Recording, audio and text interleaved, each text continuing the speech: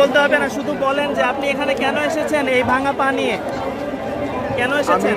আমি একজন শারীরিক, এত কাছে নিয়ে না খারাপ দেখা গেল, আমি একজন শারীরিক প্রতিবন্ধী মানুষ। তারপর আমি এসেছি সরকারের পতনের জন্য, খুনি হাসিনার পতনের জন্য। আপনি কেন খুনি হাসিনার পতন শেখ হাসিনার পতন চান? সে যেভাবে নিরীহ শিক্ষার্থীদের হত্যা করলো, এটা আসলে কোনোভাবেই একজন শাসকের কাজ হতে পারে না, একজন খুনির কাজ হতে পারে, একজন স্বৈরাচারের হতে পারে। আজকে আমাদের ভাইরা মারা গেছে, আমাদের না নামি, কারণ যখন আমাদেরকে মারবে তখন কেউ আমার থাকবে না। তাই আমি আজকে এসেছি এই সরকারের পতনের জন্য, এই হাসিনার, খুনি হাসিনার পদত্যাগের জন্য। আপনি যে অসুস্থ শরীর নিয়ে আসছেন, আপনার কি তাই গলা ভাঙা বলছি, আমি তো বললাম, এরপর তো আমি বললাম, অনুরোধ করলাম, কথা বললাম। আচ্ছা, অসংখ্য ধন্যবাদ।